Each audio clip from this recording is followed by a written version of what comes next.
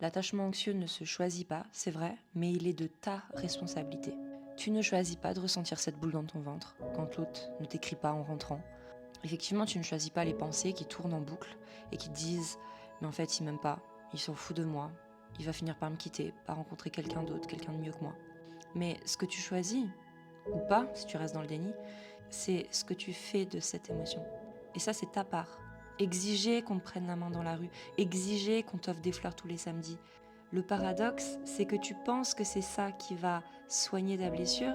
Quand le pansement ne vient pas, quand les fleurs n'arrivent pas, quand le message tarde, tu fais saigner ta blessure encore plus fort. Tu cherches des preuves que l'autre ne t'aime pas, tu les crées toi-même et tu sais quoi? Si tu regardes bien, ça c'est de la peur, c'est pas de l'amour. Et si tu laisses cette peur conduire ta relation, t'en exigeras toujours plus et tu seras jamais satisfaite par ce que l'autre te donne.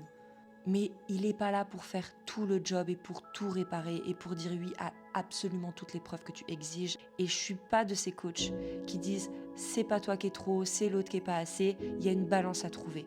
Et le jour où tu te dis il y a des trucs qui finalement sont superficiels, qui sont pas justes pour lui parce que ça empiète sur son indépendance, là tu remets le curseur sur des vraies preuves et là tu évolues. Et je suis tout cœur avec toi, je t'envoie toute ma force et tout mon amour. Dis-moi ce que t'en penses en commentaire, je suis très curieuse de te lire.